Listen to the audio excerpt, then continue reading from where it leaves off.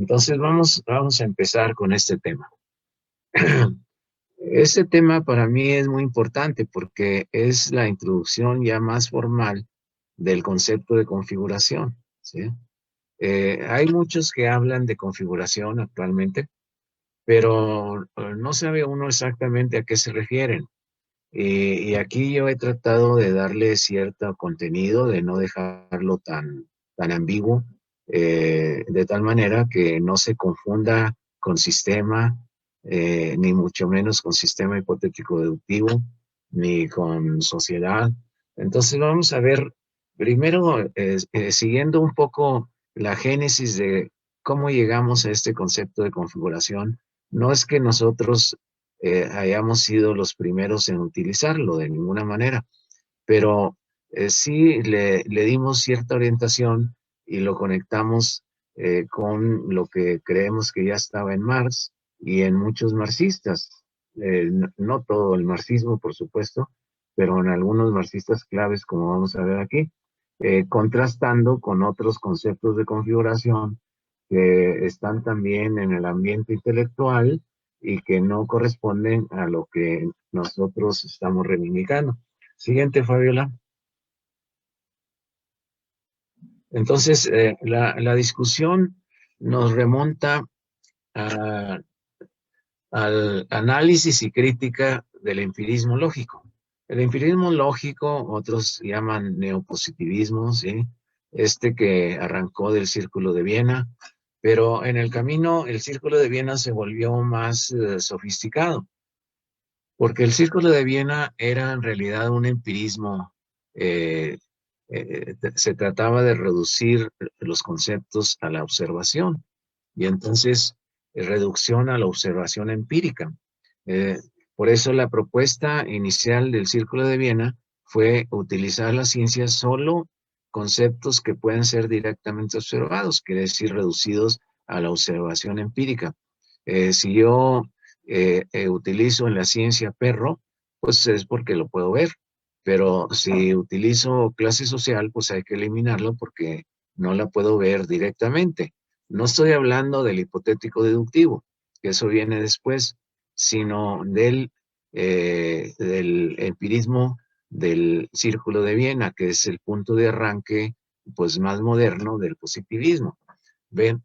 Y entonces lo que sucede es que este se juntó con el logicismo de las matemáticas, que es como se llama una de las corrientes epistemológicas de la matemática.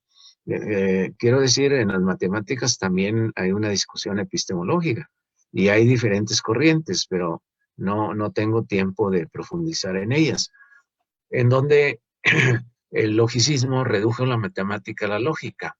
Eh, la matemática en realidad es la lógica expresada formalmente, ¿sí? Y el logicismo de las matemáticas, pues utilizó la lógica simbólica y se juntó con el positivismo lógico para dar el empirismo lógico. Y entonces ellos fueron los que llevaron al concepto de teoría como conjunto de enunciados, proposiciones, el perro come carne, ¿sí? Lógicamente estructurados, quiere decir no sueltos, sino vinculados uno con otro, vinculados uno con otro, cada una de las proposiciones en la teoría. Las proposiciones están formadas por conceptos, eh, la historia de la humanidad es la lucha de clases, si fuera una proposición. Historia de la humanidad se vincula con lucha de clases, entonces los conceptos están vinculados, de tal manera que la teoría está formada por un conjunto, pero estructurado, quiere decir vinculados unos con otros y semánticamente interpretados. O sea, cada concepto pues tiene su significado con determinada precisión. Y digamos, el concepto más acabado de teoría sería un sistema axiomático deductivo. Axiomático quiere decir se parte de axiomas y se les combina entre sí para dar otras proposiciones y se forma un edificio Y ese edificio es la teoría. Siguiente, Gaby.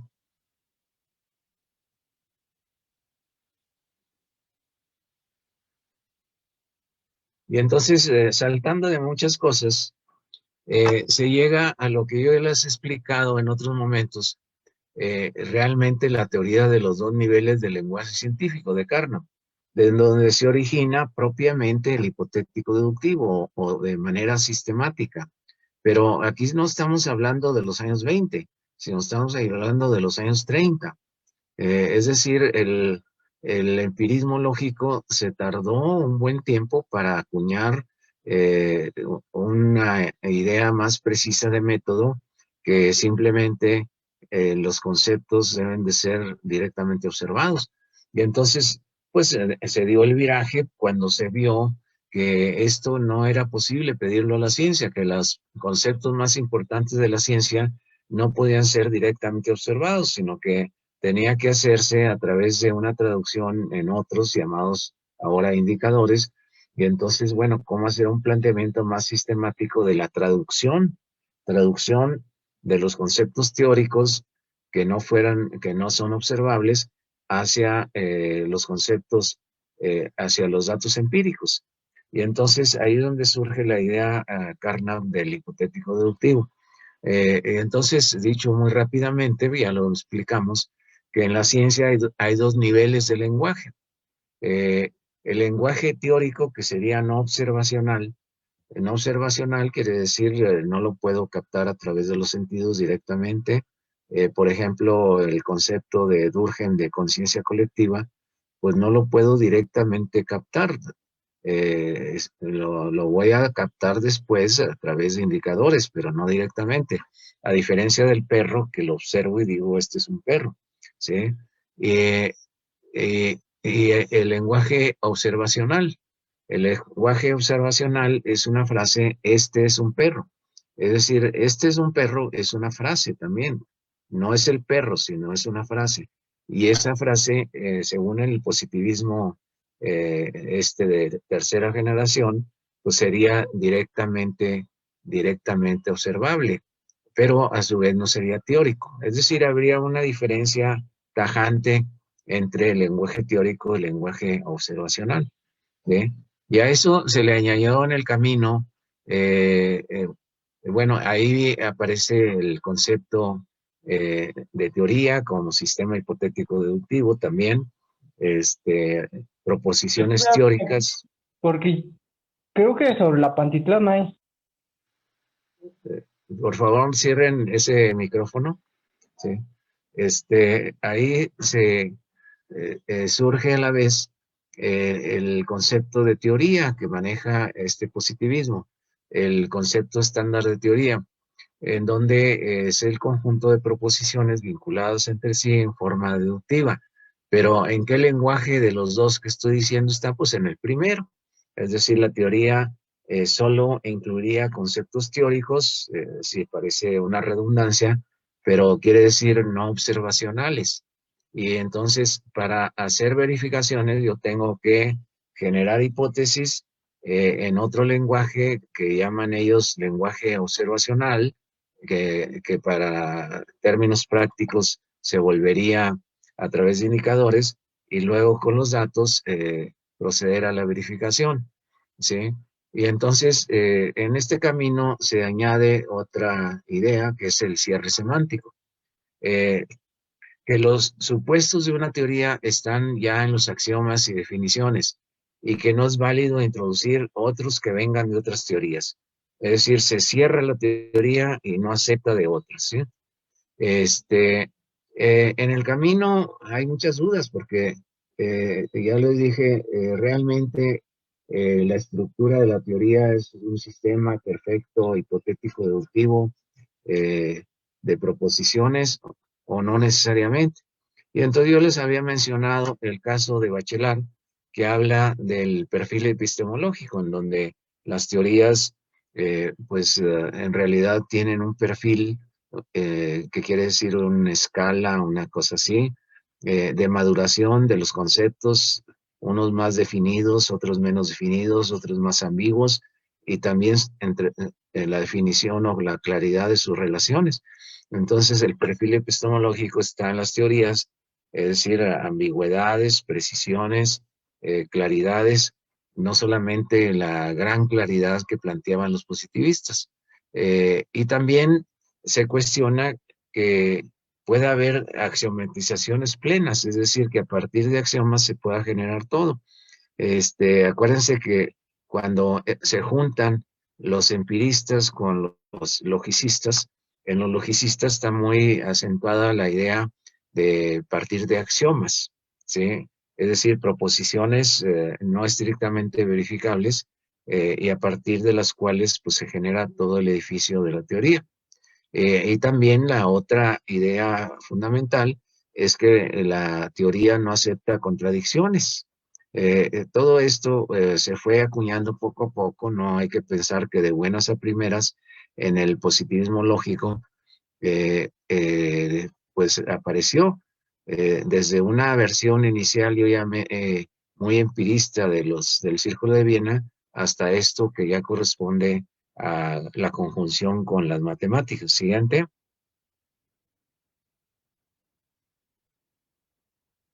Siguiente, Fabiola. Bueno, me salto, es decir, aparecieron muchas críticas al positivismo de si la ciencia podía realmente operar o opera como lo plantean los positivistas. Y entonces, hacia los años 60 aproximadamente y más en los 70, surge otra corriente, que no es el marxismo, que es el postestructuralismo epistemológico. Y entonces plantea cuestiones que se quedaron, que digamos, llegaron para quedarse por lo pronto y que pues no han podido ser refutados por el positivismo lógico, ¿sí? Eh, que la diferencia entre ellos, lo que ellos llamaban lenguaje teórico que no puede ser observado y el lenguaje observacional no lo hay, porque si yo digo en lenguaje observacional, este es un perro, en realidad el lenguaje incluye conceptos. Perro, concepto perro, pues depende del significado, el contenido que yo le dé al concepto de perro. No es que simplemente se autodefina. Los términos observacionales, por ejemplo, perro, son a su vez abstracciones. Es decir, hay perro chihuahueño, perro gran danés, perro bulldog, ¿sí? Y entonces, ¿por qué digo que los tres son perros? Porque he hecho un proceso de abstracción de las diferencias. Uno es grandotote, otro es pequeñito, otro es con mucho pelo, con poco pelo. Entonces, yo tengo que hacer un proceso de abstracción, eliminar todo lo que considero secundario para tener dentro del mismo casillero al bulldog o al perro pequinés que al perro San Bernardo, ¿sí? De otra manera, no puedo decir en los dos casos estoy frente a un perro.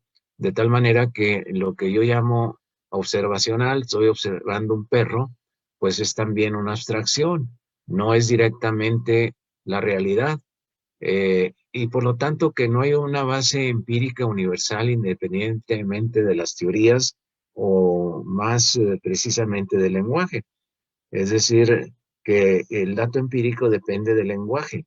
Es decir, si yo defino perro de determinada manera, pues yo voy a incluir de lo que logro observar, pues solo ciertos animales y no otros.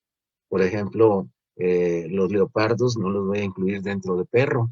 Pero ¿por qué no los voy a incluir? Porque yo tengo una definición de perro que en donde no entra el leopardo, ¿sí? Y entonces no es independiente de los conceptos, sean teóricos o sean del sentido común, ¿sí? Y la otra idea que también es fundamental en esta corriente es que lo que utilizaban los positivistas era lo que se podría llamar una lógica de las proposiciones. Es decir, si sucede A, sucede B, y sucede B, sucede C, de primer orden, ¿sí?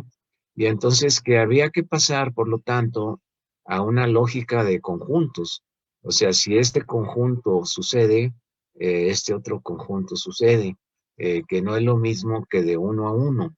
Y entonces el propio Hempel, que es uno de los grandes del positivismo al final de su vida, planteó que en realidad habían hecho una propuesta de teoría pues demasiado idealizada.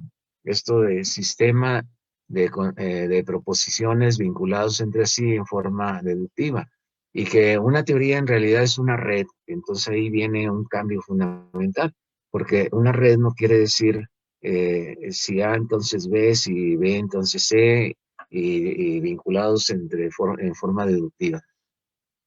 Pero una red superpuesta entre el nivel teórico y el nivel observacional, con conexiones otra vez solamente a través de ciertos nudos, que quiere decir, una teoría no requiere que esté conectada con lo observable concepto por concepto. Entonces, este es un cambio fundamental. Es decir, la propuesta positivista vinculada con el empirismo y logicismo, pues era muy diferente, era todos tienen que remitirse finalmente a lo empírico, ¿sí? Y entonces que ya no hay reglas de correspondencia de uno a uno entre todo concepto teórico y observacional, sino solo ciertos puntos de la teoría van a entrar en conexión con ciertos puntos del mundo empírico. Siguiente. Y entonces aquí viene otro cuestionamiento, es decir, que las teorías no son sistemas, ¿sí? Sistemas, en este caso, se manejan en el sentido clásico, es decir, no lo compliquemos al sentido, por ejemplo, Luhmann, de la relación sistema-entorno, no en ese sentido. El sentido clásico es que un sistema tiene partes y que esas partes están vinculadas entre sí y que todos contribuyen a la integración del sistema, ¿sí? Al equilibrio del sistema, ¿sí? Y entonces, que no es un sistema, sino que es una red, y a la vez una red de conjuntos, de tal manera que no se está obligado a que todo esté conectado con todo, ¿sí? Esas son realmente ideas muy innovadoras, pero vamos a ver que no lo eran tanto si lo comparamos con Marx, ¿sí? De tal manera que esa red está constituida por conjuntos donde hay conexiones a través de ciertos nodos, pero no de uno a uno, no todo conectado con todo, ¿sí? Y que hay entidades, la teoría tiene entidades teóricas, ellos le llamaron teóricas, que suponen los supuestos de la teoría, es decir, están de acuerdo con los supuestos de la teoría, ¿sí? Pero también no teóricas que vienen de otras teorías. Entonces aquí se acabó el consenso positivista, ¿sí? Que quiere decir, es posible que una teoría introduzca conceptos de otras teorías, ¿sí? ¿Por qué? Porque ya no se le exige tener el edificio tan perfecto de sistema hipotético deductivo, y que por lo tanto lo teórico no hay que identificarlo con lo que no es observable. Es decir, en lo teórico puede haber observables, que quiere decir en pocas palabras que dentro de la teoría puede haber términos observables, ¿sí? Que también es toda una innovación. Es decir, las teorías no solamente constan de conceptos que no se pueden observar, sino también de los que sí se pueden observar. Y que lo observable eh, eh, no es nada más no teórico, sino lo observable también puede ser teórico. Y que puede haber diferentes niveles de observación. Esto yo se los mencioné rápidamente con Bachelard. El microscopio permite cada vez observar partículas más pequeñas que están en función del instrumento, ya no están en función de nuestro ojo, ¿sí? Y de tal manera que la conclusión es muy antipositivista epistemológica, es decir, las teorías contienen términos observables y términos de lenguaje común. Esto rompió el consenso positivista a través de otros positivistas que, bueno, es la corriente dominante hasta cierto punto. ¿Sí? Adelante. Y entonces ahí es donde insertamos nosotros el concepto de configuración, ¿sí?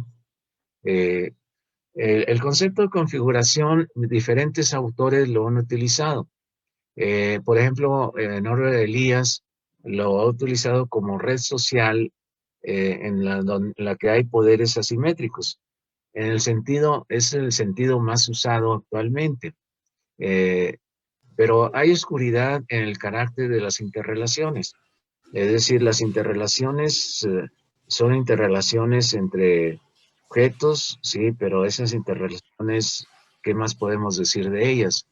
Eh, y en los niveles de la realidad, es decir, solamente hay interrelaciones en la cara a cara, en el cara a cara, por ejemplo, en el interaccionismo simbólico, y luego en Oro de Elías hay cierto rechazo a la intersubjetividad, a la subjetividad, dentro de un periodo muy estructuralista de la ciencia social, en donde la subjetividad no se le daba importancia o bien quedaba a corrientes marginales, ¿sí? Hay otro que tampoco coincide con lo que estamos manejando, en donde simple, simplemente la configuración implica que sobre un mismo objeto puede haber diferentes enfoques. Sí, esto es obvio, es decir, puede haber el enfoque de la economía, el enfoque de la psicología, el enfoque de la ciencia política. Esto lo manejan Vygotsky y Batkin, pero también en teoría de sistemas. Ahí sí el señor Luhmann es el concepto de configuración que utiliza, que son diferentes miradas disciplinarias sobre el objeto.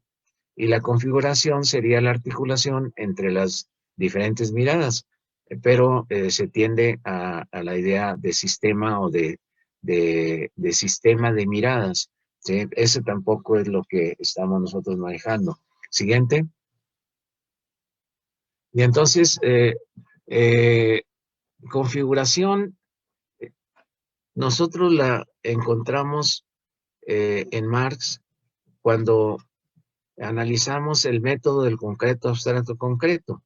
Es decir, el camino de lo más abstracto a lo concreto en el pensamiento no es un camino de puras deducciones ni de inducciones, sino es un camino donde hay incluso ciertas oscuridades, en donde no está todo perfectamente claro, en donde no se llega a un sistema propiamente, y que Marx le llama la totalidad concreta, eh, o el concreto pensado. Pero eso nos hizo pensar que había otra manera de pensar a la teoría, así como lo pensaron los postestructuralistas, y que Marx lo había planteado mucho antes, ¿sí? Pero claro, Marx no utilizó el concepto de configuración. Y entonces, ¿qué estructura tiene el capital? Bueno, el planteamiento tiene la estructura de una configuración, pero esa configuración, ¿a qué equivale? Equivale a la totalidad concreta, es decir, la traducción metodológica de la totalidad concreta para nosotros sería la configuración, ¿sí? Y entonces, explorando un poco entre los marxistas, eh, algunos sí utilizaron el concepto de configuración y dos en especial nos parecen muy relevantes. No hay que buscar el libro o el texto de la configuración, sino pues hay que hacer una exploración un poco más amplia, en donde esto está entre diferentes textos, entre diferentes ideas, pero se pueden entresacar sin duda, por un lado, de Adorno, en donde Adorno utiliza pues una idea muy original, porque los postestructuralistas están escribiendo en los años 60, 70. ¿Quiénes son algunos notables? Smith, S-N-I-E-E-D, P-U-T-N-A-M, entre otros. Pero estos son autores, digamos, posteriores a Adorno. Entonces, Adorno dice, una teoría es un racimo de conceptos. Y entonces esto se parece mucho al de los conjuntos de conceptos, racimos de conceptos, como racimo de uva.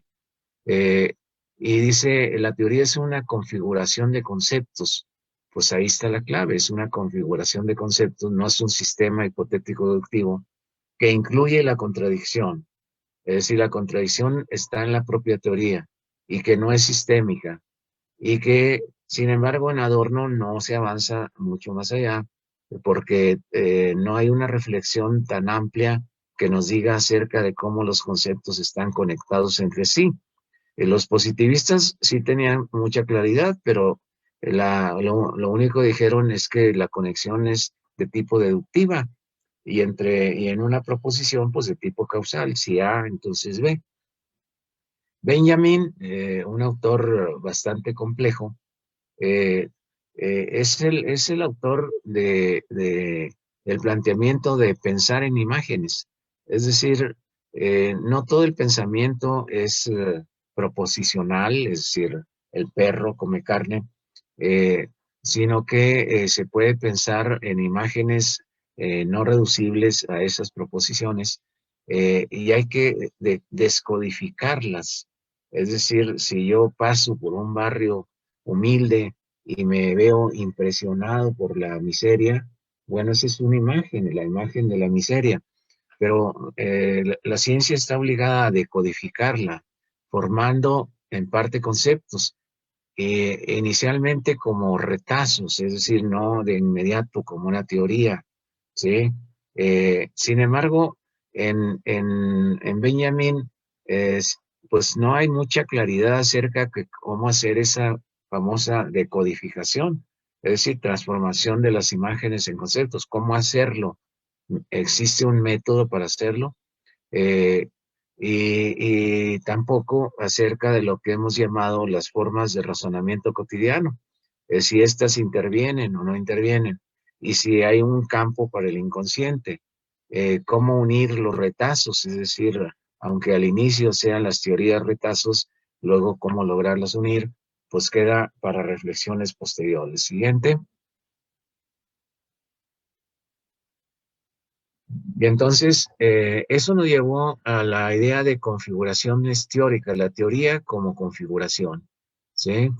En donde las unidades de la teoría serían conceptuales, observables y no observables, ¿sí? Es decir, las teorías no solamente estarían constituidas por conceptos de los que los positivistas llamaban teóricos, que serían no observables, pero más allá, que la relación entre conceptos en la teoría, unas pueden ser más claras y precisas y otras pueden ser más ambiguas.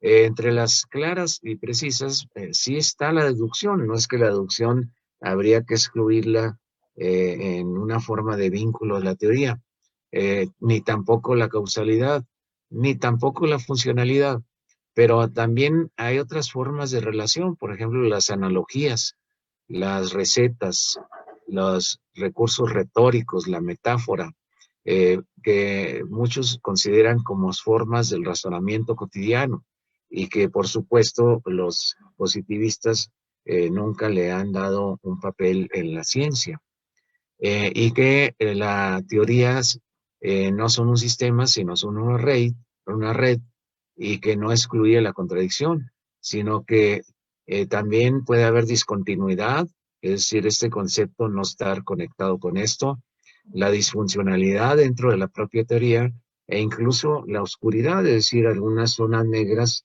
agujeros negros en la teoría, ¿sí? Y que se pueden operar procesos de ruptura del edificio configuracional, de soldadura, de asimilación de conceptos, trayendo de otras teorías, como hizo Marx, por ejemplo, con el concepto de valor en Ricardo y en Smith. Siguiente. De tal manera que puede haber configuración, verse la teoría sí, la teoría como una configuración, ya lo dije, y no como un sistema hipotético deductivo. Pero también puede haber configuraciones subjetivas, ¿sí? Es decir, estos procesos de dar significado de que hemos hablado en varias ocasiones implican códigos, ¿sí? Y los códigos pueden provenir de diferentes campos, del campo valorativo, es decir, este, el de la moral, el campo estético, el campo emocional, ¿sí? El campo cognitivo, pero no necesariamente científico, también el científico, de tal manera que juzgar si algo es bueno, malo, justo, injusto, bello, horrible, o identificarse emocionalmente, o afirmar enfáticamente que es verdadero o no como códigos, no se presentan de manera aislada, sino se presentan en redes que podríamos llamar configuraciones con propiedades como las que hemos mencionado. Es decir, este proceso de dar sentido implica la formación de configuraciones, de códigos subjetivos, por ejemplo, estos de lealtad, de amor, de belleza, de verdad, ¿sí? Eh, Según corresponda al objeto de estudio.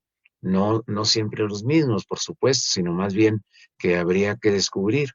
Y entonces, esta red de códigos, pues sería una configuración, pero en este caso una configuración subjetiva, que permite dar significado a una situación concreta, que es muy diferente a la cultura. La cultura también son significados que están objetivados, ¿sí?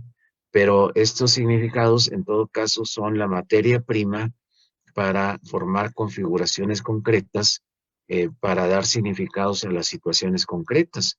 De otra manera, siempre estaríamos obligados a dar siempre los mismos significados y estaríamos determinados a lo Parsons por la cultura, en donde la diferencia entre cultura y subjetividad se diluye. Aquí es muy importante la diferencia entre cultura y subjetividad, ¿sí? Pero también se puede hablar de configuración de relaciones sociales, es decir, las relaciones e interacciones entre los hombres forman configuraciones en donde las relaciones pueden ser fuertes, débiles, este, muy consolidadas, fugaces, etcétera. Y puede haber configuraciones de estructuras, es decir, de realidades objetivadas, llamadas estructuras, y en diferentes niveles. Y el sujeto aparecer como una configuración de configuraciones. Es decir, otra vez, la totalidad ser una configuración de configuraciones. Siguiente. Sobre la configuración subjetiva. Eh, es muy importante el concepto de código, el código para dar significado, es decir, ¿qué código tenemos de justicia, ¿sí? Justicia frente a el narcotráfico, ¿sí?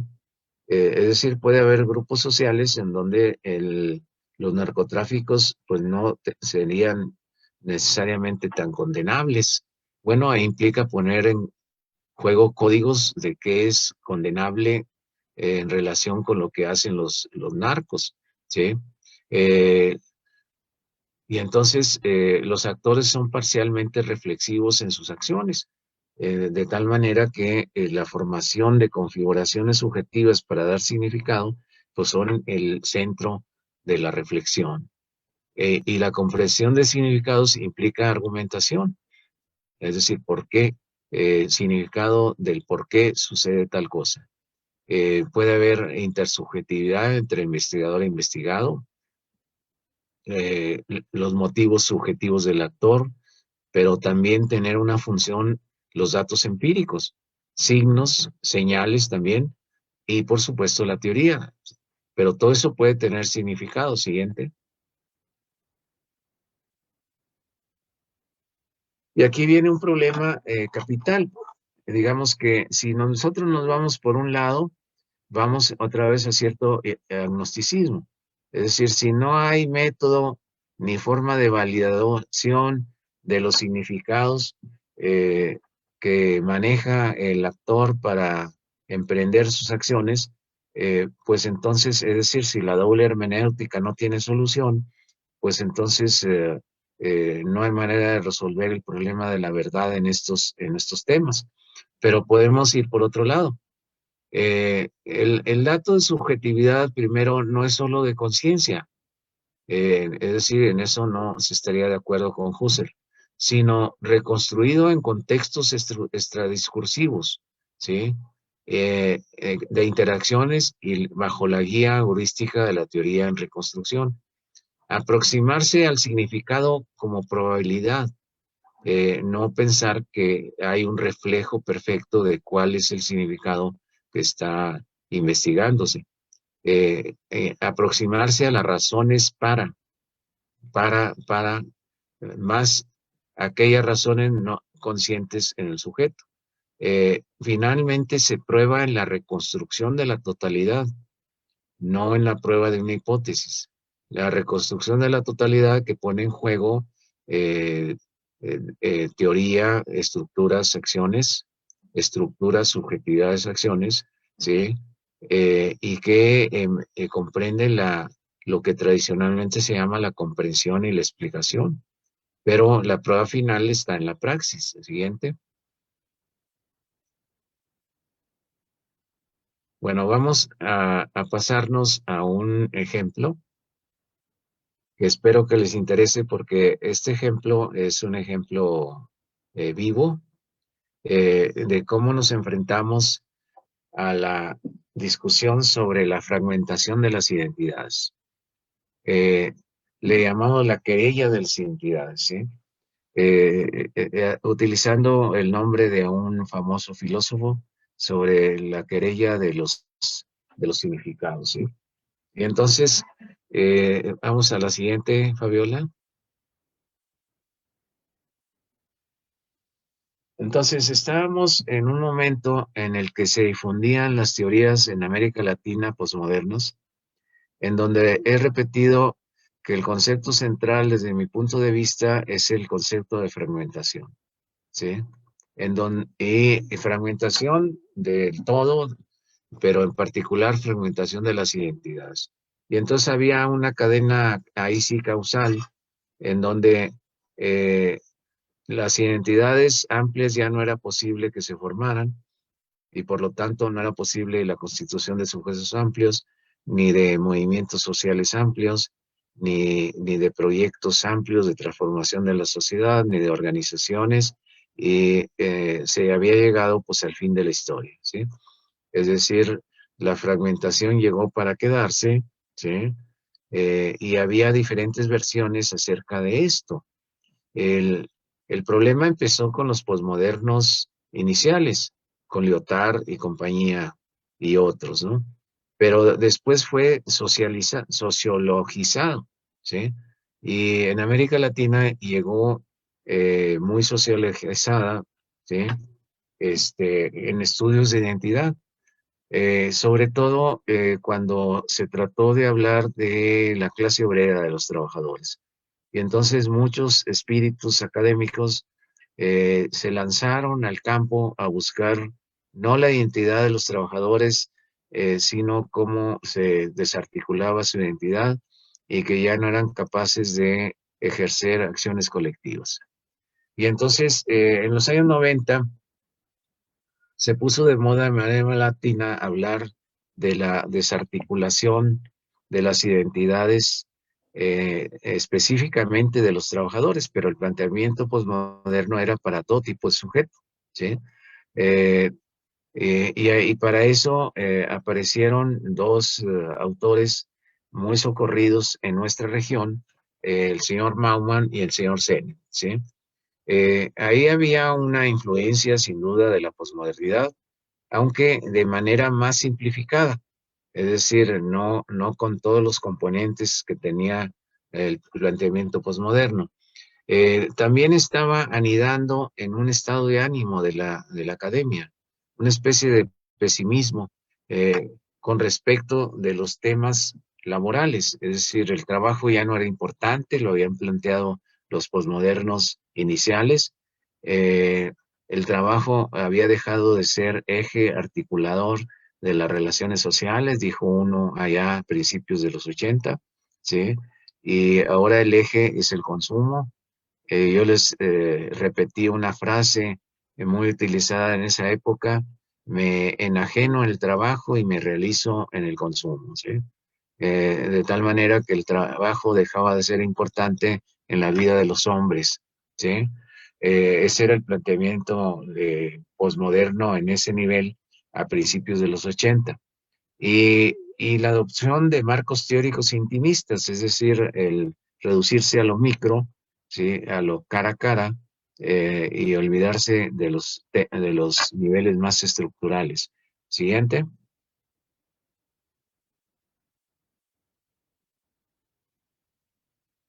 Siguiente, Fabiola.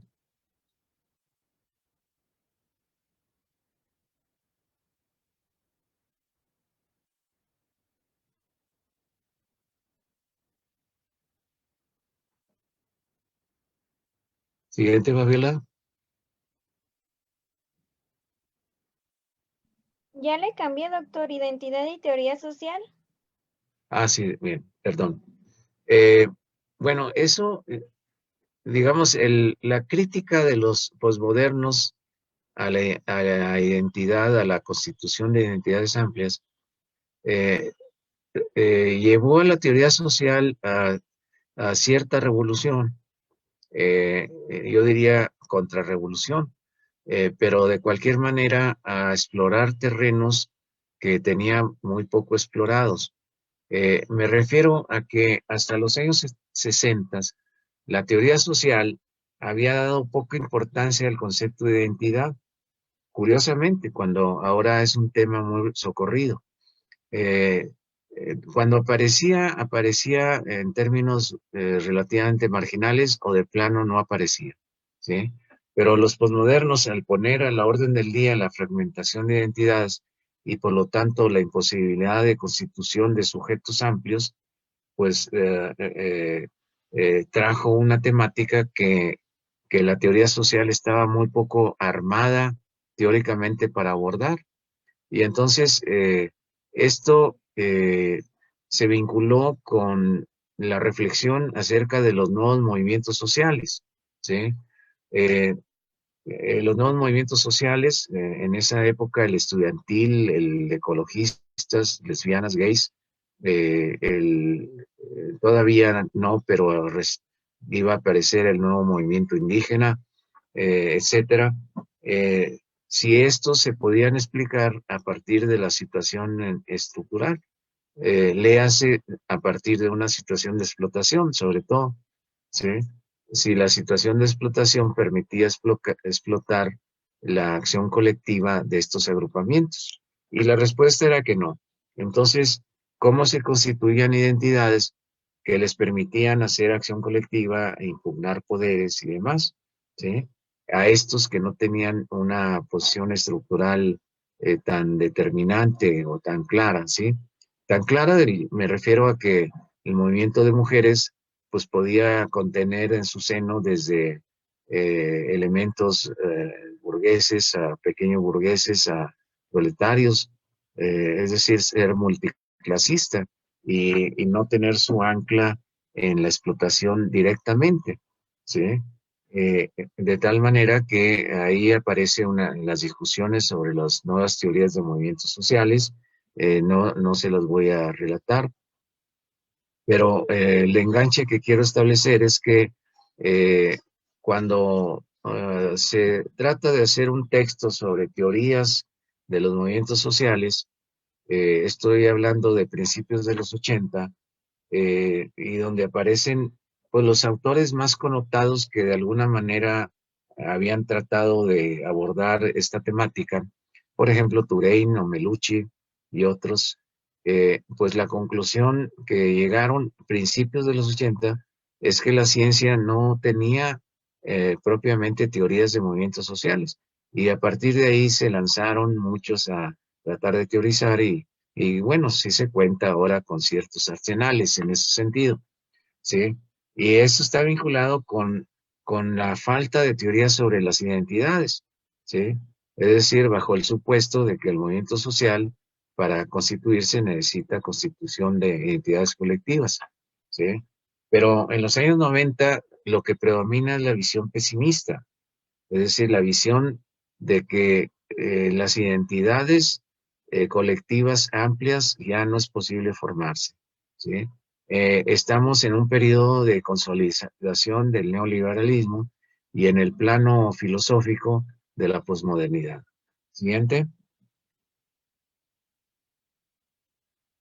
Eh, entonces, sobre la crisis de las identidades hay varias versiones. Una versión es la que venía de la Revolución Industrial, ¿sí? Y que abordan, entre otros, Max Weber. Es decir, la Revolución Industrial y el liberalismo, según este tipo de lectura, habría puesto en jaque la constitución de identidades por adscripción. Es decir, el siervo o el sometido a la tierra semifeudal, pues tendría sus identidades preestablecidas de acuerdo a su posición estructural de ser sometido a la tierra. Y entonces, cuando se rompe esto, se logra abolir el feudalismo, se entra al mercado de trabajo capitalista, entonces ya no hay una identidad adscrita o descripción, sino esto queda abierta pues a las vicisitudes de la vida de las personas, en donde se da el caso de algunas, no muchas, de clases bajas que ascienden y que no están predeterminadas por su posición estructural, como en el caso del feudalismo o de la sociedad aristocrática, ¿sí? La otra es ahí me faltó la, la que plantearon los posmodernos, ¿sí? Es decir, los posmodernos hablaron ya en los años 80 de la crisis de las identidades con los atributos que yo les acabo de mencionar. Ya no es posible crear identidades amplias. Y el mensaje hacia dónde estaba dirigido, sobre todo estaba dirigido hacia el movimiento obrero. Es decir, el movimiento obrero llegó a su fin, y llegaron a su fin los grandes discursos, sobre todo estaban pensando en el marxismo, también en la socialdemocracia, en los grandes proyectos de sociedad, igualmente marxistas o socialistas, y entonces nada más quedaba refugiarse en lo pequeño, ¿sí? Y bueno, el arribo sociológico en América Latina, nosotros le llamamos el arribo para posmoderno. Para es un prefijo que quiere decir se aproxima, pero no lo es totalmente, ¿sí? En donde la propuesta de un Bauman es pues mucho más terrenal, en donde él atribuyó a la fragmentación de las carreras ocupacionales, las carreras, es decir, cómo a lo largo de la vida se van ocupando diferentes posiciones por las personas y que estamos en un periodo de flexibilidad en la ocupación, no el trabajo fijo, protegido, es el neoliberalismo, ¿sí? Y que entonces la gente con frecuencia se cambia de ocupación, se salta incluso las barreras geográficas, se vuelve migrante a otros países, de tal manera que no tiene oportunidad de crear identidades sólidas con sus compañeros de donde está trabajando, y eso es su explicación de la fragmentación de las identidades. Les decía, mucho más aterrizado que lo que plantearon los filósofos posmodernos. Es decir, está en las biografías ocupacionales. Y entonces ahí hace un uso del concepto de flexibilidad, que estaba en su apogeo, hablar de flexibilidad en la sociedad eh, eh, eh, capitalista de la época, en el neoliberalismo. El neoliberalismo va de la mano con flexibilidad, ¿sí? Pero haciendo un uso muy parcial del concepto de flexibilidad, porque flexibilidad lo reduce a la flexibilidad en el empleo, que quiere decir en qué ocupación tengo y si soy desempleado o me voy, y esto con mucha frecuencia, entonces ya no me siento identificado con nadie, con ninguno grupo de trabajadores, porque estoy pues poco tiempo y superficialmente en contacto con ellos, pero la flexibilidad pues abarca muchas otras dimensiones, como ya sabemos. Y entonces, eso provocaría una desestructuración familiar, social, del carácter, ¿sí? Esta idea de que hasta el carácter es fragmentario, ¿sí? No me siento identificado con nada. En eso coincide no solamente Bauman, sino también Sennett, ¿sí? Y entonces ya no hay posibilidades de identidad y acción colectiva amplia. Y la frase de estos autores es contundente. Esto llegó para quedarse. ¿Sí? Llegó para quedarse. Pero no solamente como una fatalidad que tiene la frase algo de fatalidad, sino también como algo positivo. Es decir, ellos hablan de las desgracias que ha causado la flexibilidad del trabajo en el sentido este de cambio de ocupaciones, pero de cualquier manera esto es preferible porque el hombre tiene libertad para dirigirse hacia una ocupación, hacia la otra, y antes estaba adscrito, no se movía. ¿Qué quiere decir? Estaba aprisionado, aprisionado por la empresa, aprisionado por el Estado, ¿sí? Y que entonces había recobrado su libertad, bonita libertad, ¿sí? Entonces, realmente este tipo de paraposmodernos se vuelven, pues, gente que sin adoptar los principios de acción racional de la teoría neoclásica, pues se vuelven apoyadores de la sociedad neoliberal, siempre.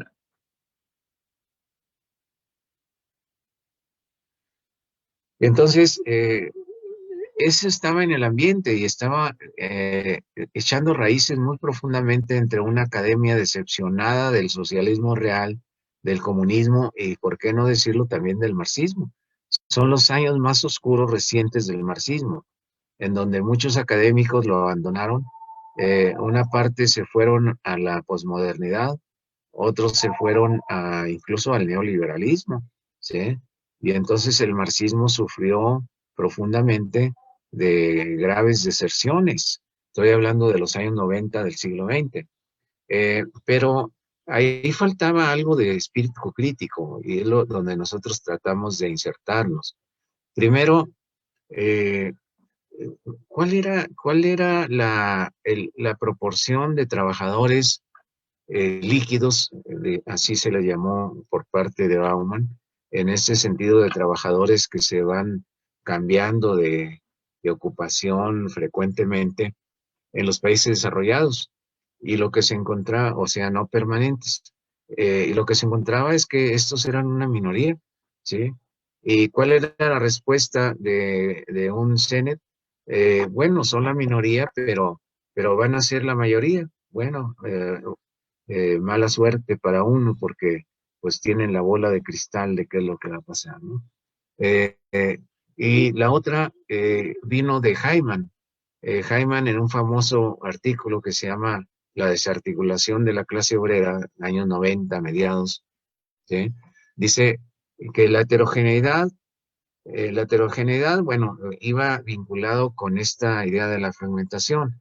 ¿Por qué? Porque si ahora soy obrero de ensamble automotriz, mañana soy migrante a los Estados Unidos y pasado mañana me regreso y soy vendedor ambulante en las calles, bueno, esa es una heterogeneidad de las ocupaciones que he ocupado. Y entonces no me siento identificado con ninguna ocupación porque todas son diferentes, ¿sí? Eso me faltaba decirlo. O sea, se plantea que no hay homogeneidad en qué ocupaciones se van ocupando en el transcurso de la vida. Es decir, no es que simplemente haya una movilidad geográfica, espacial, sino un cambio ese radical de ocupaciones, de tal manera que es una heterogeneidad en con qué identificarme de la ocupación, no solamente de los compañeros de trabajo, ¿sí? Entonces dice Hyman, eh, siempre ha habido heterogeneidades en las ocupaciones, ¿sí? Cuando el movimiento obrero era fuerte, no quería decir que era homogéneo. O sea, había muchas ocupaciones diversas, no se equiparaban unas con las otras, y sin embargo fue la clase obrera capaz de formar identidades amplias, movimientos que pusieron en jaque el sistema y a veces intentaron hacer revoluciones como en 1917, 1923, ¿sí? En Europa. ¿Sí? No quiere decir que los trabajadores ni se conocían cara a cara en esos grandes movimientos, ni estaban identificados con las mismas ocupaciones. Entonces había una mistificación del pasado, que en el pasado sí había identificación con la ocupación y eso tenía que ver con la constitución de identidades. Eh, que, que identidad puede haber con el movimiento social o la organización, pero es diferente identidad con la comunidad ocupacional. Es decir, el movimiento social tiene su dinámica, pero en el movimiento social pueden participar otros diferentes a mi comunidad ocupacional, mis compañeros de trabajo. Y también puede ser diferente la identidad con mi trabajo. Es decir, me identifico con el trabajo que estoy realizando. Es decir, entre cada uno de esos niveles hay mediaciones. Eh, es decir, la propuesta de Bauman era muy estructuralista, ¿sí?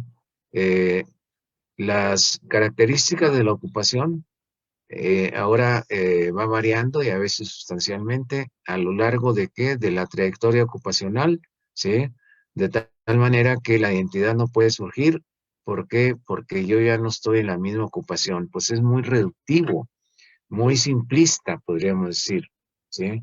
Es decir, es casi volver a la idea del artesanado, en donde efectivamente el artesanado pues se identificaba con su actividad de ser artesano y tenía identidad de artesano. Pero, digamos, también puede haber otras fuentes de la identidad. ¿Cuáles eran estas? ¿Sí? Había una recuperación muy parcial de debate de la flexibilidad y que también la identidad sólida, es decir, una entidad muy fuerte, decidida para la acción colectiva, no es un prerequisito de la acción colectiva y esto es fundamental. ¿Por qué? Porque la identidad sólida se puede dar al calor del propio movimiento. Siguiente.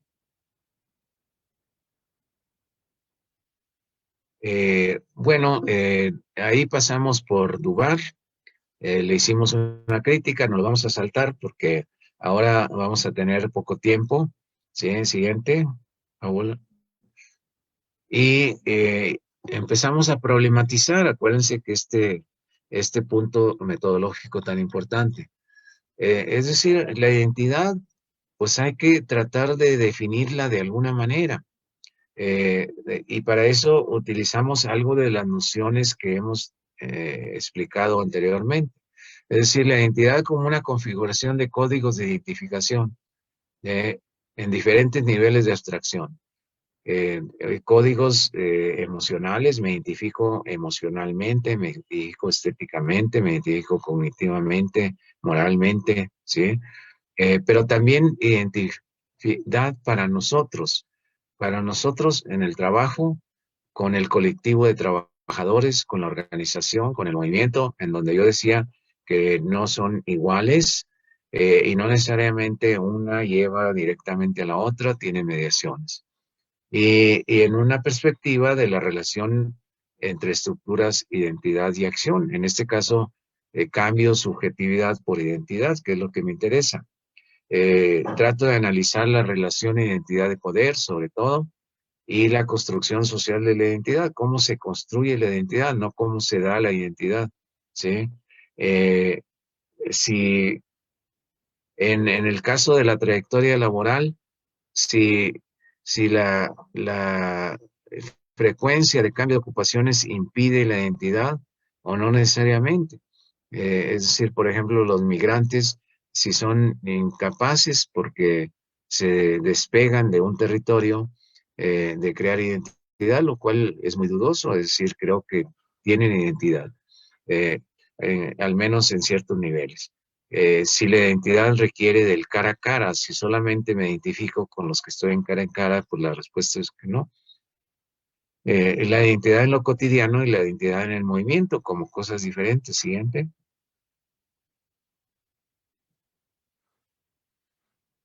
Y entonces aquí nos llevó a conectar con ese concepto que hemos propuesto de trabajo no clásico. ¿Por qué? Porque lo llevamos, la investigación, hacia un tipo de trabajadores no clásicos en donde habría situaciones extremas que algunos plantearían de que no poseen identidad, que son los informales de la calle, eh, pero que no nos sentimos satisfechos con el concepto de informalidad. Y entonces, en ese sentido, tratamos de ubicar lo que queríamos, los trabajadores que queríamos estudiar, dentro de conceptos más analíticos. Y para eso, bueno, vimos qué era lo que había en las conceptualizaciones acerca del trabajo en cuanto a tipos de trabajadores. Y bueno, se hablaba de trabajadores de oficio en la manufactura en términos de Marx, los trabajadores en el maquinismo, ¿sí? Esos que habla Marx de subordinados a la máquina, y los trabajadores en el taylorismo, fordismo, que otros le llamaron trabajadores masa, en el trabajo automatizado y toyotizado, y luego más recientemente en el informatizado, robotizado, me faltó ahí. Y entonces, en todo trabajo hay aspectos objetivos y subjetivos. Esta es una recuperación pues de varias propuestas marxistas, la cara subjetiva del objeto, que en toda relación hay relaciones de poder, hay cultura, como en el caso de Gramsci, y entonces nos llevó al concepto de trabajo no clásico. Se lo estoy diciendo muy rápido porque en realidad quiero explicarle más lo de identidad que lo de no clásico. Lo de no clásico ameritaría otra plática de cómo llegamos a este concepto. Y entonces en lo no clásico incluimos lo que Marx llamó la producción inmaterial, eh, en donde se da una compresión, no comprensión, sino compresión, comprimido, entre producción, circulación y consumo. Eh, pero también es una producción eminentemente simbólica, con trabajo interactivo y probablemente con el trabajo que tiene que realizar el cliente, ¿sí? Pero esta fue como una línea de investigación que se desprendió de esta de la identidad y que nos ha llevado pues a tratar de profundizar en los servicios y a ir mucho más allá de lo que los regulacionistas llamaron modo de producción, y en donde se negaron a entrar al modo de producción de los servicios, y ahora ya tenemos algunas cosas que mostrar acerca de ello, pero esa es otra línea de investigación. Entonces, siguiente. Entonces, el esquema central de constitución de identidades para nosotros fue esta. Siguiendo esa propuesta de método de investigación, es decir, ubicar algunas áreas que pudieran estar influyendo en la identidad de los trabajadores, ¿sí? Repito, los trabajadores son sobre todo los del sector informal, pero no todos así metidos en una sola bolsa, porque el sector informal es sumamente heterogéneo, sino se escogió cierto número de tipos de ocupaciones, por ejemplo, los taxistas, los vendedores en la calle, los que venden dentro del metro, ¿sí? Este, los que manejan microbuses. Al final se los voy a detallar, ¿sí? Y entonces, para ellos se trató de preguntar si estaban imposibilitados de creación de identidades colectivas, y en función de qué se podrían crear las, las identidades colectivas. Y entonces, claro, el trabajo podría ser una fuente, pero puede haber otras áreas de la realidad, por ejemplo, la familia, en los espacios de ocio, que pudieran contribuir a la identidad de los trabajadores y, por supuesto, las organizaciones. Es decir, estos sectores se encontró que tenían muchas organizaciones, no eran en general individuos aislados, sino necesitaban la organización para trabajar informalmente. Estas organizaciones no eran sindicatos, al menos en el contexto que analizamos, no se les permitía formar sindicatos. Hay otros países donde sí se les permite. Y entonces ahí tratamos de ver en cada una de las áreas cuáles eran las estructuras de la familia, del trabajo, de la organización, de los espacios de ocio, etcétera, y qué interacciones se daban y cómo se constituían subjetividades. En particular, si se constituía o no identidad y si se traducía en acciones colectivas, ¿sí? Eh, por ejemplo, y se definieron lo que hemos llamado en sesiones anteriores conceptos ordenadores. En el campo laboral, el control sobre el trabajo.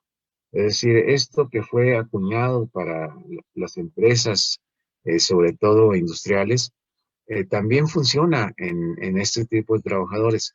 Es decir, aparecen muy libres, pero no, en realidad están sujetos a muchos controles. A veces los controles vienen de sus compañeros, de la comunidad, vienen de organizaciones o vienen del gobierno, ¿sí? Y entonces el control, la regulación, otra vez, ustedes dirán, pero son informales, ¿no? Pero hay regulaciones informales que también operan. Por ejemplo, nos encontramos que los vendedores en la calle pues no pueden instalarse en un área de vendedores a su voluntad, sino tienen que hacer un arreglo con la organización y la organización les destina ciertos metros cuadrados y no está permitido que pongan un gran puesto de venta a su voluntad, sino que se les ha asignado ese puesto, ¿sí? Entonces hay una regulación, aunque no corresponden esas regulaciones a las que estamos acostumbrados de las leyes laborales, ¿sí? ¿Y cómo se da la construcción social de esas ocupaciones? ¿Sí? En el caso del trabajo asalariado, pues la teoría no clásica nos acostumbró a que se encuentran la oferta y la demanda y surge la ocupación, ¿sí?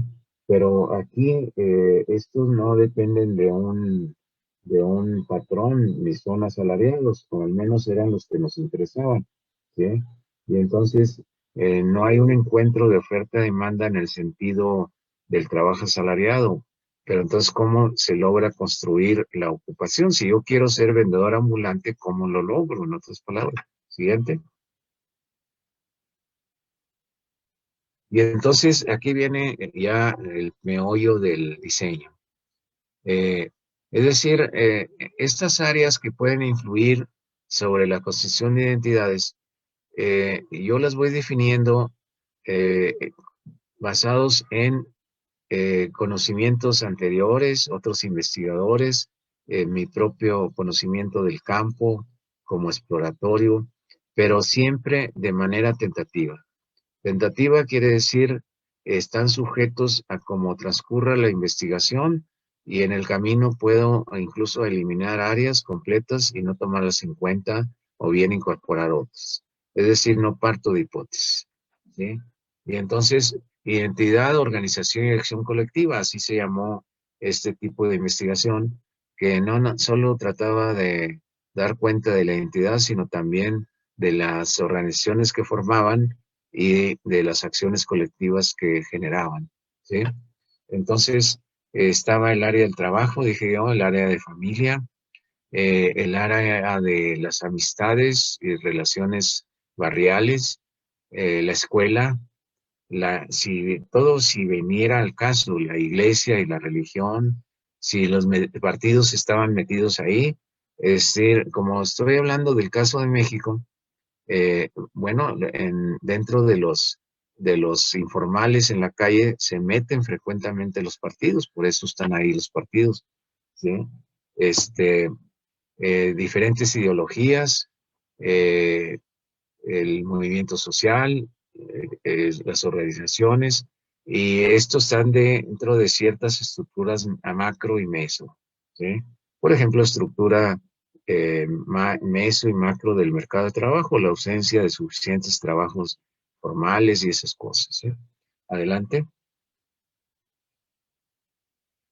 Y entonces, algunas estructuras de las que se partió tienen que ser para el caso concreto. Todo esto que estoy diciendo es para el caso concreto. No quiere decir siempre utilice esto. Y tampoco quiere decir desde el inicio yo voy a lo seguro, sino voy por una especie de tanteos, ¿sí? Que voy consolidando a lo largo de la investigación.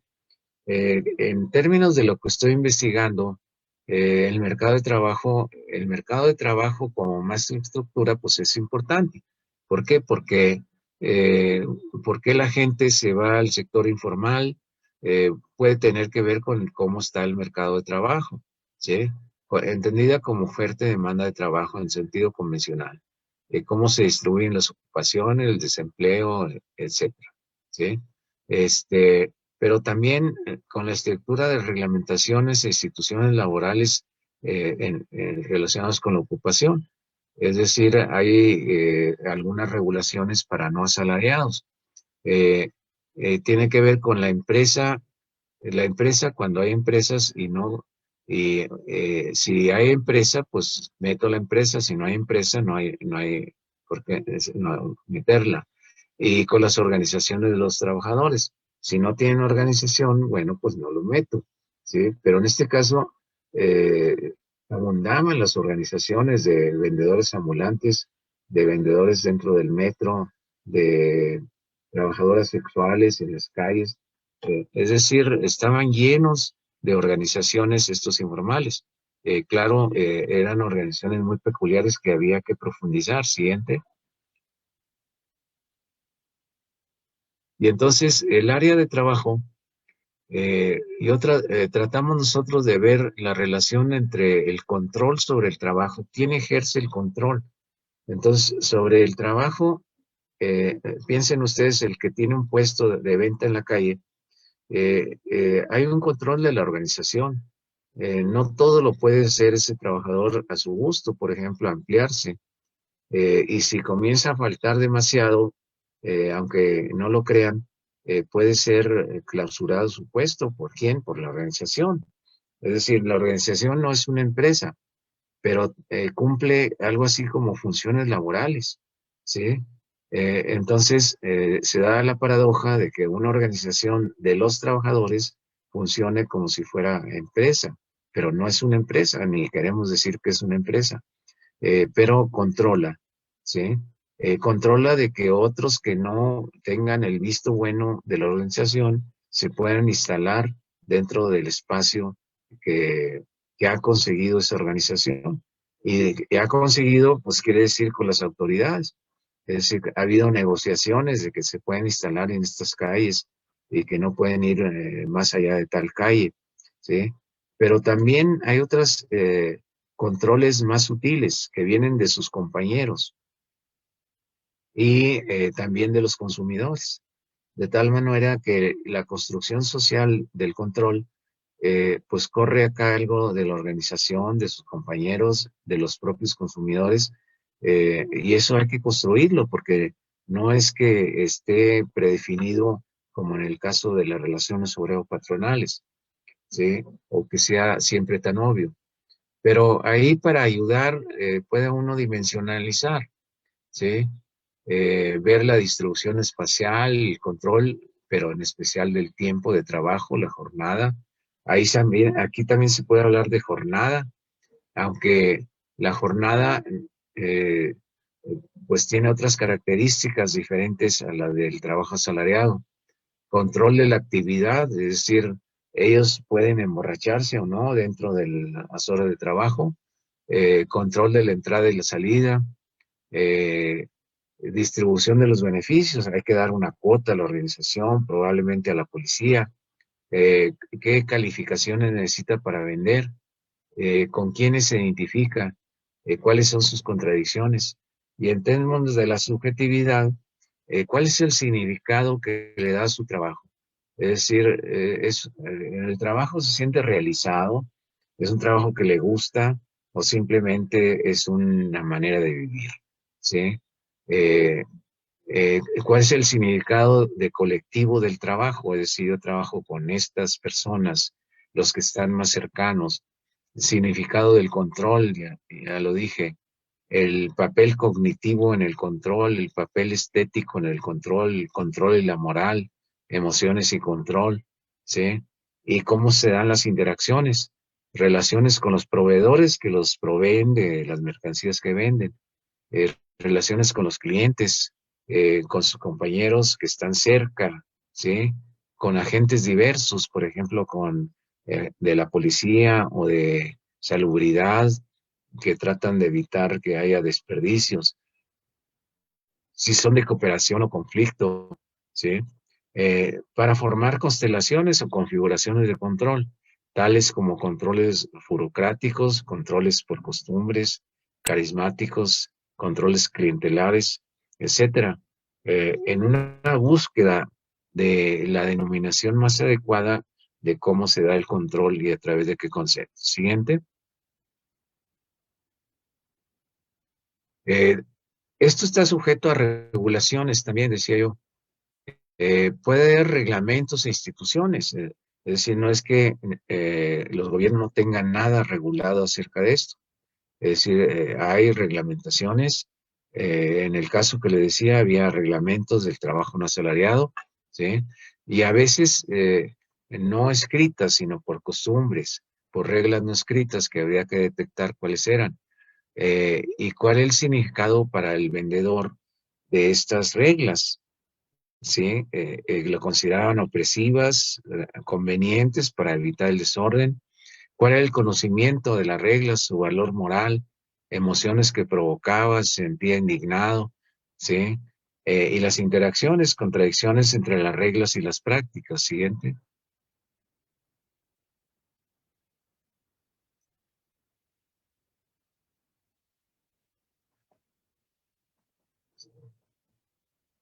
Siguiente, Fabiola. Hijo, es que aquí se me apaga el... Esta otra área, la construcción social de la ocupación, interviene estructuras, subjetividades, interacciones, estructuras del mercado de trabajo, tradición familiar, reglas de entrada, escritas, no escritas, red de acceso, organizaciones, jerarquías, demanda social de la ocupación. Este es un término interesante porque así como en la producción capitalista hay demanda, demanda de trabajo, demanda de productos, aquí también hay demanda. Y no solamente de productos, sino indirectamente de que de trabajadores que vendan esto, de gente que prefiere por alguna circunstancia comprar en estos lugares de trabajo informal no clásico, ¿sí? Eh, bueno, subjetividades, construcción del significado de la ocupación, de estar trabajando en esos lugares, legítima o ilegítima, buena, es mala, emociones suscita, su estética, interacciones, prácticas para llegar a la ocupación, influencias, compadrazgos, corrupción, competencias, negociación y conflicto, cooperación y antagonismo con la comunidad laboral, la organización, con otros agentes. Siguiente.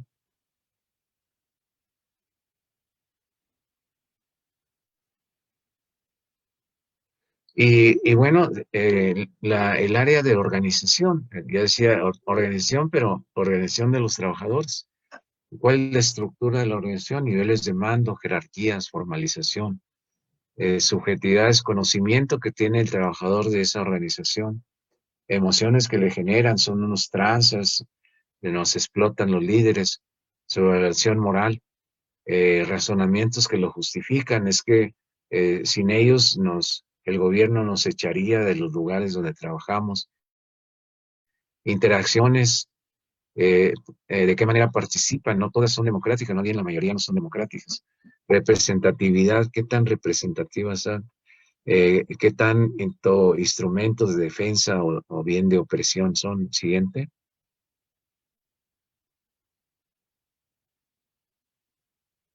Esto ya la vimos. Siguiente. De tal manera que la identidad puede ser con el trabajo, Trabajo donde se realiza o bien puramente instrumentalista, con qué estatus social, ¿sí? Eh, Identidad con la comunidad de trabajo y con los clientes, con respecto a la organización de trabajadores eh, y su adhesión a la acción colectiva. Y entonces ahí a la acción colectiva pues necesitamos más conceptos. ¿Cuáles son los puntos de ignición que han originado cuando ha sucedido la explosión de la acción colectiva? ¿Qué experiencias ha suscitado y cómo han cambiado su subjetividad y la propia identidad en el desarrollo del movimiento? Siguiente. Bueno, esto que les expliqué es prácticamente el diseño. Digamos, ¿cómo lo resumimos? Resumimos que tenemos un problema. Este tipo de trabajadores son capaces de crear identidad colectiva y acción colectiva o ya están condenados como plantean las teorías posmodernas o posmodernas, ¿sí? Se trata de una investigación de, de grupos concretos de trabajadores del llamado sector informal, ¿sí? Y entonces, partimos de, no de que la identidad se forma a partir causalmente de esto se forma identidad, sino que hay áreas de las relaciones sociales, como ese esquema grande que puse, que pueden influir en la constitución de identidades y de manera tentativa las defino para irlas redefiniendo en el camino. Y que en cada área yo requiero de conceptos ordenadores, legitimidad o el concepto de control, ¿sí? Para irlos articulando con el concepto de identidad si es que logro hacerlo ya en la investigación empírica. De tal manera que el resultado pues tendría que ser algo así como lo que está aquí. Aquí ya es resultado, este ya no es diseño, ¿sí? En McDonald's, o sea, ¿qué se encontró? Que hay toda una serie de apoyos micro entre sus compañeros de trabajo, los que están en el restaurante, ¿sí? Que es frecuente que sean estudiantes y trabajadores, estudiantes-trabajadores, es decir, la categoría de estudiante-trabajador. Y que ellos mismos se vean como un trabajo de tránsito, no permanente.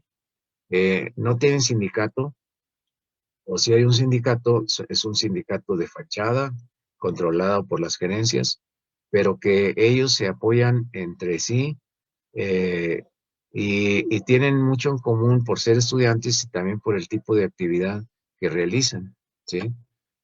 Trabajadores de Walmart de la base, ¿sí? También aquí se dan apoyos micro entre compañeros. ¿Frente a qué? Al panóptico que establece la empresa, es decir, lo está vigilando de muchas maneras y ahí se exploró cuáles eran las formas. Cuando otra vez las empresas acá tienen sindicatos de membrete que sirven a las empresas, no a los trabajadores. Los diseñadores de software, que también aparecían como trabajadores informales. En ellos era más complicado porque había un orgullo en la resolución de problemas y lograban constituir a veces comunidades virtuales, ¿sí? Pero más allá de la empresa donde trabajaban. Pero su visión de futuro era la visión de tener su propio negocio de diseño. Extras de televisión, el imaginario de convertirse en actores, porque el extra es el que normalmente no habla, sino aparece de telón de fondo.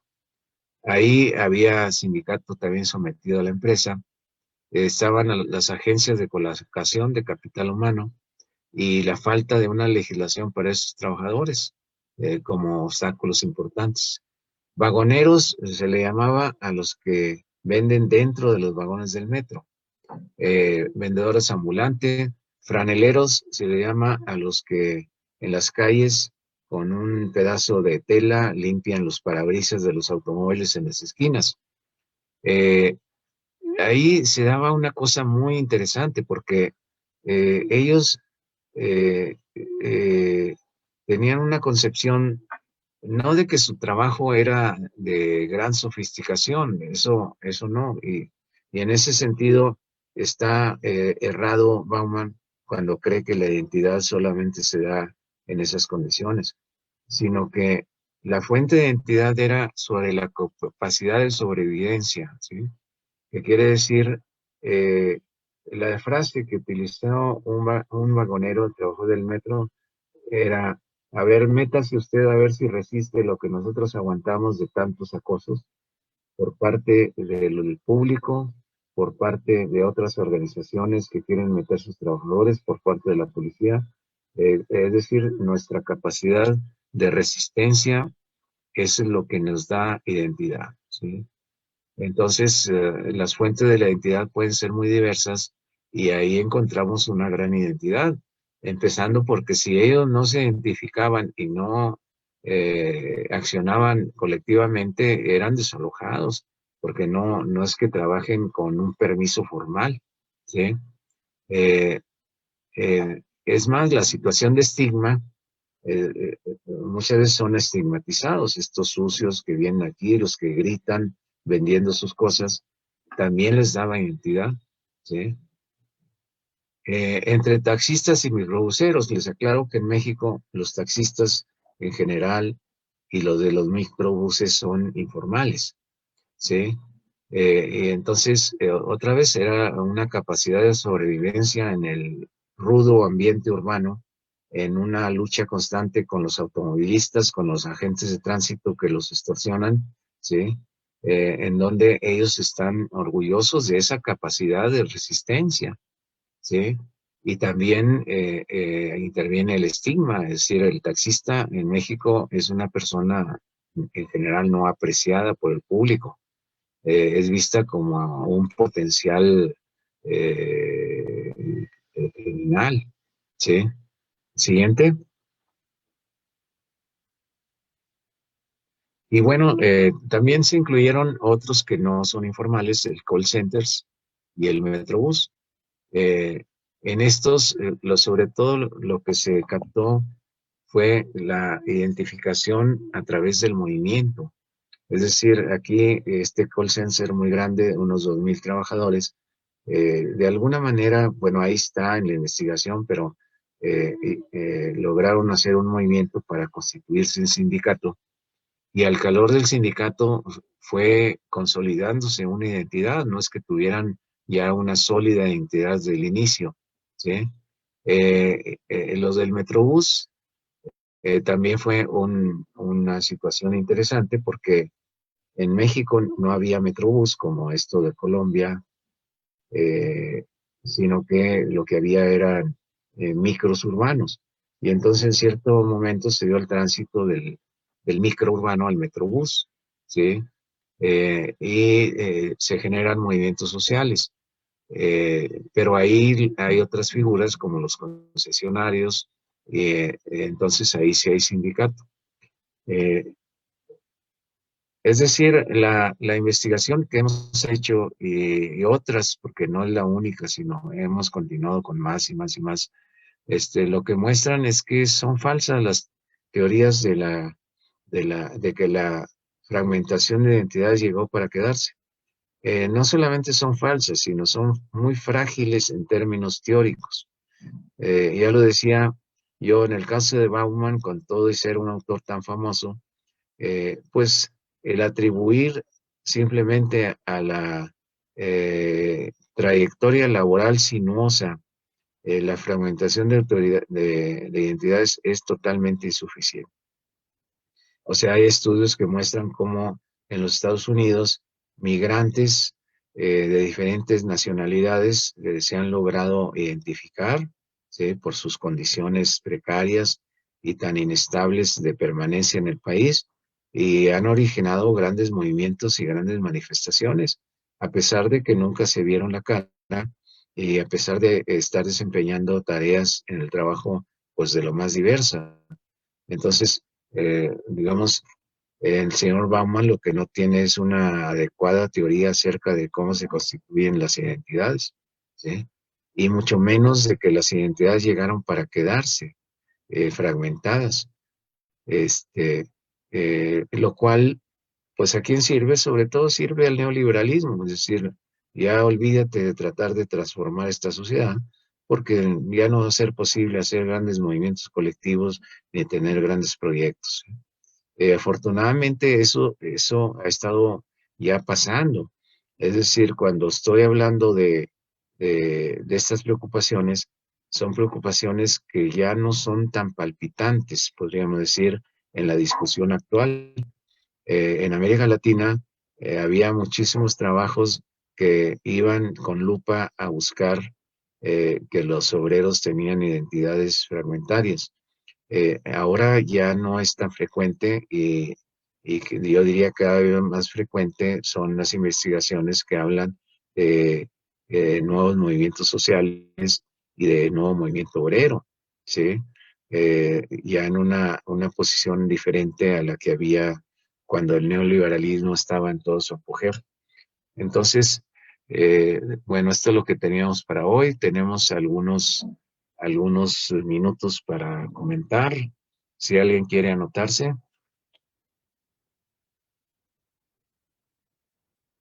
adelante.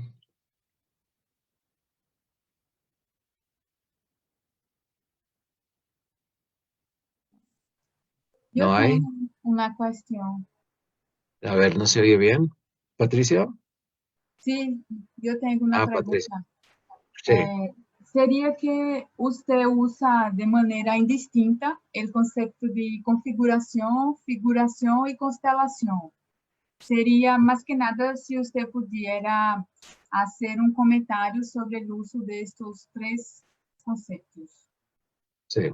Sí, sí, en realidad, digamos, los que se han fijado en el uso que da sobre todo Norbert Elias, lo han traducido como figuraciones, ¿sí? Eh, pero podríamos usar configuraciones, ¿sí? Y también podríamos usar constelaciones, pero aquí hemos preferido configuraciones, ¿sí?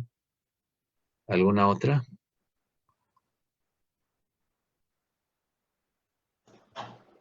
Profesor, muy buenos días, buenas tardes ya. Eh, Sí, buenas tardes. eh, en el modelo hipotético deductivo entiendo, hay una relación entre el marco teórico, las preguntas, las hipótesis y los instrumentos metodológicos. Se trata de que estos instrumentos, qué sé yo, la entrevista, la encuesta, Sí, sí, ya. sí, Quería saber cómo en la propuesta que usted hace sí. se establece esta relación con el instrumento, o sea, ¿cuál es el más adecuado o no adecuado o cómo funciona eso? Sí, sí, sí, es muy buena pregunta, sí. Yo le llamaría técnicas, ¿sí? Técnicas de construcción de datos, ¿sí? Técnicas de construcción de datos. Como dicen ustedes, pues hay muchas, desde las cuantitativas, las cualitativas, ¿sí?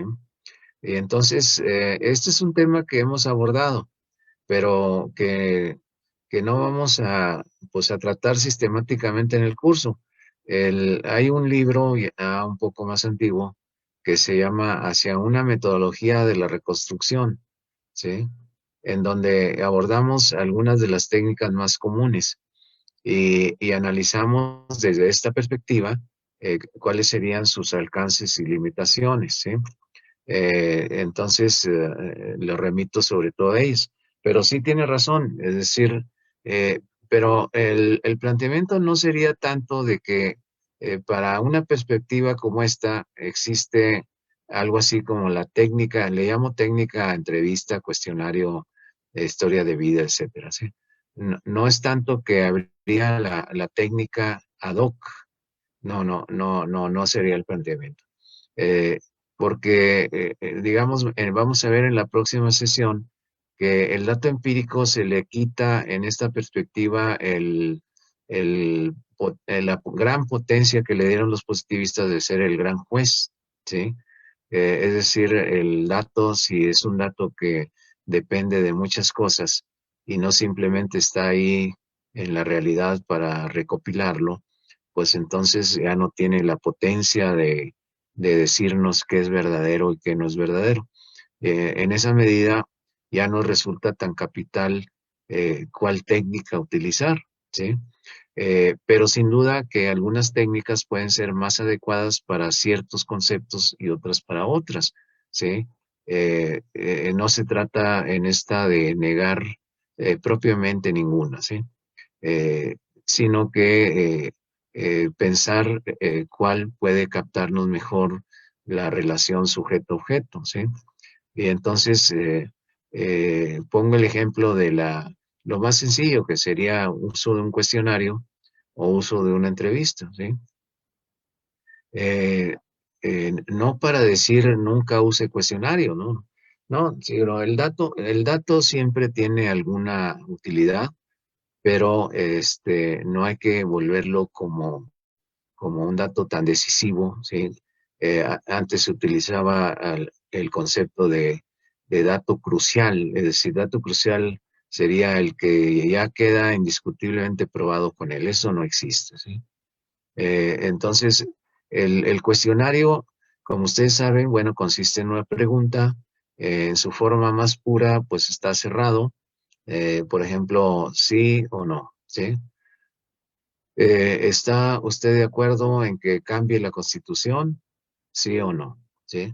Bueno, esto nos da una información, un nivel de información de lo que piensa la gente. Pero si yo quiero profundizar, pues tengo que ir por otro camino. Es decir, puede ser el de la entrevista. Es decir, si usted está de acuerdo que se cambie la Constitución, pues mírame, ¿por qué? ¿Sí? Y en lugar de abrirle más preguntas cerradas y decir, porque es una Constitución represiva, porque escoja en estas opciones. Pues bueno, mejor dejarlo abierto, ¿sí?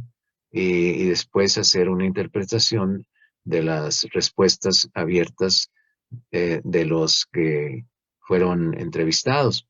Claro, eso presenta dificultades de cómo juntar, pues cuando son muchos entrevistados, cómo juntarlos en una sola interpretación, a diferencia del cuestionario donde yo lo puedo traducir en porcentajes, ¿sí? Entonces, si yo quiero profundizar, pues es preferible no ir por el lado del cuestionario, sino ir por el lado de otras técnicas. Si quiero datos sobre estructuras, pues depende cuáles estructuras. Si trata de estructuras económicas, es probable que las técnicas pues sean cuantitativas, ¿sí? Crecimiento de la economía en algunos sentidos, gráficas de población ocupada, etcétera, ¿sí? Si se trata de subjetividades, en el sentido de los significados que le da la gente a sus propias acciones o las de otros, bueno, resultaría superficial el cuestionario, pero para eso contamos con entrevistas abiertas, no abiertas, de las propias historias de vida y sobre todo los grupos de discusión, ¿sí? Entonces, y yo diría que más que una respuesta en el sentido de que esta es la técnica adecuada, yo diría dependiendo de cuál es el nivel de realidad que estoy investigando, o sea, macroeconomía, microeconomía, es decir, voy con los consumidores y les pregunto, cuestiones de subjetividad, es decir, dependiendo de cuáles son los espacios y cuáles son los niveles, pues pueden cambiar las técnicas más adecuadas sin que se pueda decir que en general haya una que sea la que tiene que ser privilegiada sobre todas las otras, ¿sí? Eh, ¿Por qué? Porque finalmente la gran pureza del dato no me va a llevar a mejor captar la verdad, ¿sí? Sino va a ser la reconstrucción de esa totalidad, ¿sí? O de esa configuración. ¿Alguna otra?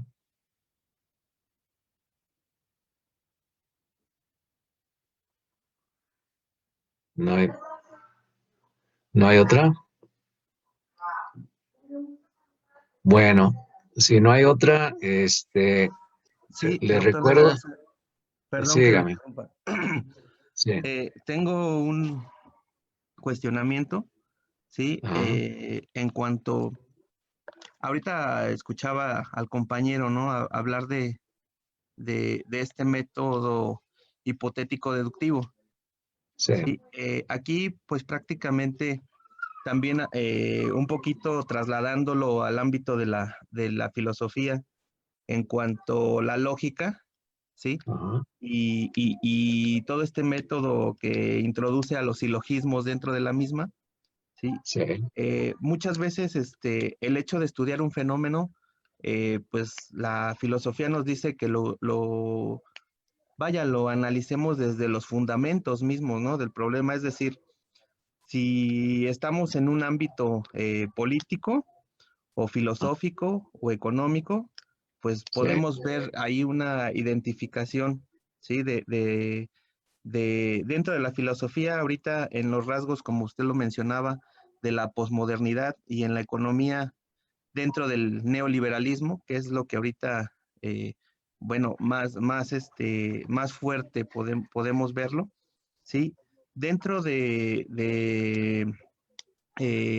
estos ámbitos o estos campos, ¿podría la sociología, eh, dentro de esta temática que estamos viendo, estudiar estos sucesos de todo lo que ocurre dentro del mercado laboral por medio de una filosofía del mercado? sí, pero el planteamiento, bueno, sin duda que se puede hacer filosofía del mercado, pero el planteamiento no es propiamente ese, sino que el mercado, visto como una totalidad, pues implicaría el aspecto económico, pero también el aspecto político, la política en el mercado, el aspecto social, el aspecto cultural en el mercado, es decir, una reconstrucción de la totalidad para estudiar el mercado, ¿sí? Aunque pusiéramos más énfasis sobre lo económico que sobre los otros niveles o las otras dimensiones, ¿sí? Entonces, no hay que interpretar que lo que estamos diciendo es algo que corresponde solo a la sociología, ¿sí? Sino que en la reconstrucción de la totalidad, pues incluye la economía, incluye todos los ámbitos de la, de la vida social o los que son pertinentes dependiendo del objeto, ¿sí? Eh, digamos, en una búsqueda de ser más completo el enfoque, en donde no se presupone que uno es más importante que el otro desde el inicio, aunque al final el resultado de la investigación muestre que alguno de ellos lo fue, ¿sí? ¿Alguna otra?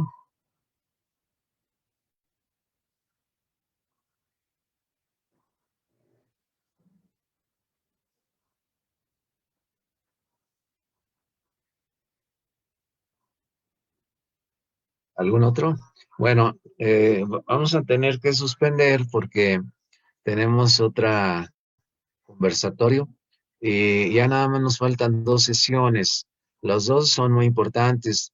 En la siguiente vamos a ver ya con más detalle este tema tan palpitante del dato empírico y también de la medición. Es decir, hacer una reflexión sobre qué es hacer medición y si la medición es un requisito indispensable para investigar o cuáles son las limitaciones de la medición. Entonces, los esperamos el próximo viernes. Muchas gracias. Hasta luego. Hasta luego y Muchas gracias, gracias, doctor. Muchas Muchas gracias, doctor. gracias, profesor de la Hasta Garza. luego. Gracias. Gracias, hasta luego. Doctor. Muchas gracias. Hasta luego, Adiós muchas a gracias. todos. Muchas gracias, hasta luego. Hasta luego, gracias.